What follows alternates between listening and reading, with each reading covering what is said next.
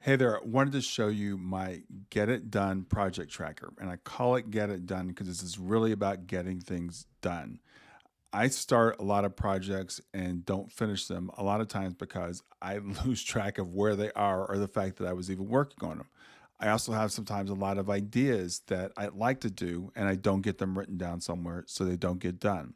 So this is my Get It Done project tracker. Now I also have a habit tracker, which is a little bit different, and that's for free. You can get it on my Grief to Growth store. So it's grieftogrowth.com/store. And that's for things you're going to do on a repeated basis. So you want to track how often you're doing them over the months. This is for projects. This is for things that you're going to that might take you more than one session, of course, to get done, and things that are going to be more long term. And you want to track, where they are, what the progress is, etc. So I'm going to take you through the columns in the tracker first. It's based on a Google sheet, and then I'll go through in detail some other things about it. So, of course, the project name would be the first thing. The status, and the status could be either you've just started it or you just have an idea, it's in progress, or it's finished. Very simple. The priority of the project, high, medium, or low. And it's color coded. So you can see which things are important to get done as soon as possible, which things are a little bit lower in priority. The progress, the way that works, you put in a whole number from 0 to 99 percentage done, and it's color coded. So if it's 0, it's going to show up as just basically white. But if it's 25%, you can see it's a lighter green. 50%, it's going to be a little bit darker green. Up to 99%, which is a very dark green. So you can at a glance see where things are on the progress line. Now, the reason I don't have it go up to 100% is because when something is 100%, we're going to come over to this column and mark it finished. And you'll see some reasons for that later on. Then in category, I wanted to be able to choose a category. These are based upon things that a lot of solopreneurs do, people who work by themselves.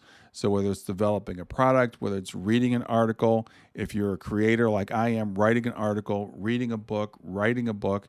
And why might put reading a book on here? Well, I have to read books for podcasts. So sometimes I want to be able to make sure I keep track of the book and also when it's due, when the person's going to be on my podcast.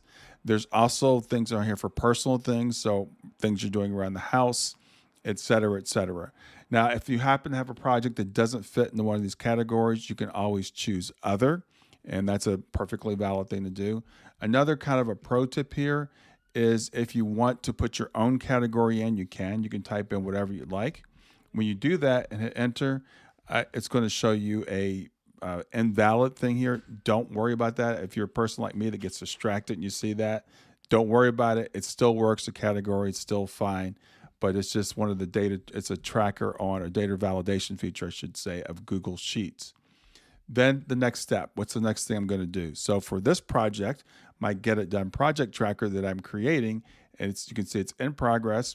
And the next thing I want to do is record the instruction video, which is what I'm doing today.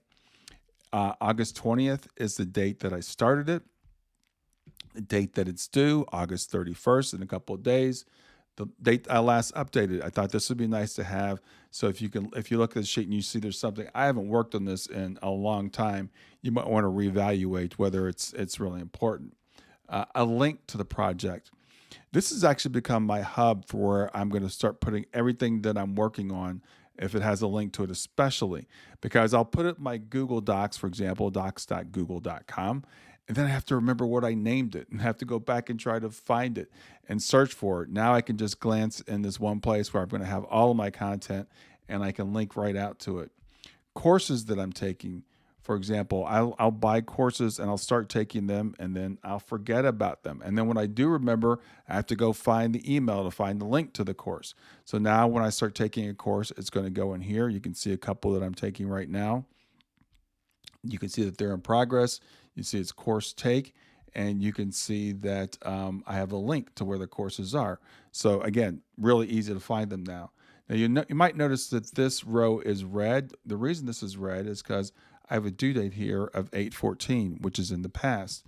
If I pro tip here for putting in dates and date fields here in Google Sheets, if you just double click in the field, it brings up a calendar. So it's really easy to choose the date rather than having to type it in. And since this is in the past, today is the 25th and this is the 14th, that's red. If I change it to the future, you'll see that that's fine. So if you're coming into your sheet to check it, which you should try to do on a regular basis, and you see a row that's lit up bright red, you know that is overdue. So time to either change the due date or to decide whether it's something you really want to do, whether it's a really high priority. So those are the basic functionalities of how you actually enter things into the sheet. Again, I wanted to make it simple. I wanted to make it very visual so I can just look at a glance and see where everything is in terms of where it is in terms of progress, what's important, what's something that I should be working on that maybe I'm not. Like right now, this 5-day guilt workbook, I deemed as pretty important, so I might want to work on that now, if I'm looking at my sheet. So that's, again, how we enter things into the sheet. Now let's talk about keeping it organized. You can imagine as this starts to fill up, you're going to get things that are kind of all over the place. You're going to have some things that are finished, some things that are in progress, things going to be kind of mixed up on the sheet. I did want to create a lot of space here, so you have space for up to 500 projects. Don't recommend working on 500 projects at a time. But I also didn't want to start getting rid of things necessarily. Some projects you might want to keep around because it might have a link, for example. You might want to use this as a kind of a content thing. So you might want to keep it here, but some you might want to get rid of. So let's talk about a couple ways you can do that. The first thing is sorting. So if you go to the top row here where you see the letters, as you go over them, you'll see an arrow or a down arrow will come up here. That is how you sort. So I would say I want to sort on priority. I would click on this. Click on sort sheets A to Z or Z to A, either increasing order or decreasing order, whether it's alphabetical or numerical, it doesn't matter. So if I click this, you can see that immediately everything gets sorted in a different order. So you can sort, if you say you sorted things and they're kind of out of order the way you placed them in.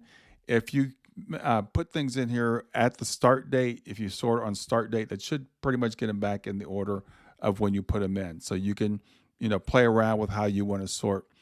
Once you sort something, just to let you know, there is no just unsort. So that's not really a big deal because you can just sort it again on the way that you had it in before. All right, so that's sorting. Now the next thing would be filtering. So filtering is, say you can imagine you've got a bunch of projects that are finished and maybe you just don't want to see them on your sheet anymore. You want to see what's in progress. So what you do is you come up here to this cell here that's going to be to the left of the A row and above the one or A column and above the one row. Click on that. That selects your entire sheet. Now you're going to go up to the funnel here and click on create a filter. When you do that, you'll see these headers all change to have this little funnel. And this is how you actually filter things. Now, the thing that I would filter on would most likely be status. I want to get rid of everything that's already finished. I don't want to see those right now.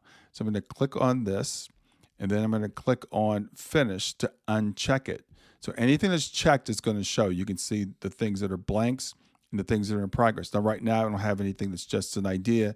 If I did, that would show up here as well. So it's only values that are actually active in that row that's going to show you. Then if I click on OK, you'll see the finished projects go away. Now, they haven't gone away. They've just been hidden in this particular view. So also this funnel you see turns to black, meaning that there's a filter on. So if I click on this again, the filter comes off and I can see everything that's in my sheet again. So again, you can sort.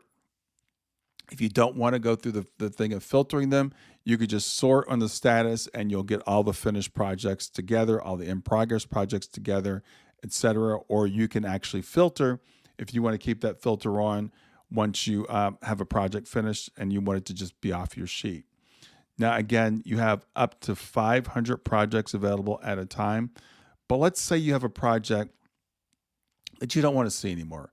It's something that you finished. It doesn't have a work product, so there's no link to it, or it doesn't have a link that you want to keep it necessarily. So you just want to get rid of that row. So what you can do, and I'm just going to put an example here. I'm going to type some stuff in here, and we're going to mark it, like this. And what you do is go over to select the row. So you're going to go to the left of the row where the number is. Click on that, and that selects the row.